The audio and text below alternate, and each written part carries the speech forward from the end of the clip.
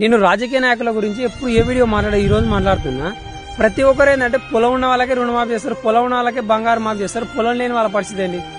కొన్ని వందల మంది ఉన్నారు సెంటు పొలం లేని వాళ్ళు బంగారు సొంతంగా పెట్టుకొని ఆడుతున్నారు. వాళ్ళ పరిస్థితి ఏంటి? వాళ్ళు ఓట్లేరా? వాళ్ళ జీవితాలు కావా?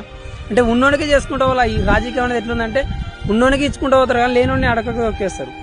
ఇప్పుడే ఉంది వాళ్ళకి లక్షల రుణమాఫీ చేస్తున్నావు, బంగారు కాడ పొలం రుణమాఫీ చేస్తున్నావు. ఇప్పుడు వాళ్ళు తెచ్చుకుంటారు, మళ్ళీ ఆరాంగా ఉంటారు.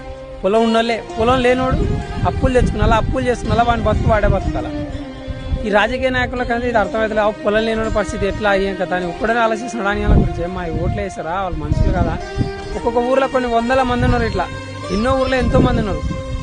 మా ఊరు వచ్చేసి గద్వాల డిస్టిక్ అల్లంపూర్ మండలం ఉట్కూరు గ్రామం మాది.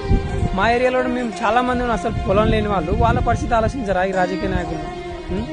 ప్రతి ఒక్కడు ఉన్నోనికే వేసుకుంటే వాళ్ళ లేని పరిస్థితి ఏంది?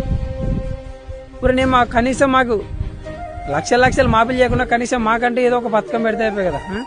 ప్రతి ఒక్కటి ఉన్నోని అలాగే పొలం ఉన్నోనికి పొలం ఉన్నోడు సస్య కూడా ఒక 5 లక్షలు కానీ మోస్తాయి. 1 పెరిగిన సెంటు పొలం ఉంది మాకు. అది కూడా రావే. మేము చచ్చిన మా పిల్లలకి ఏది ఉండదు. అది మాకు ఇక్కడ బంగారుది లోను మాఫీ కాదు, ఇక్కడ ఏది మాఫీ కాదు, ఏది రుణాపాయం ఉండదు రాదు.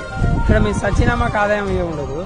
ఉన్నోనికి అన్ని అంటే లేనోని అలా పరిస్థితి ఇక్కడ వల్ల. జర ఈ వీడియో కొంచెం ప్రభుత్వం వరకు చేసే వరకు కొంచెం చేయండి. మళ్ళీ వాళ్ళు ఎంతో మంది ఉంటారు.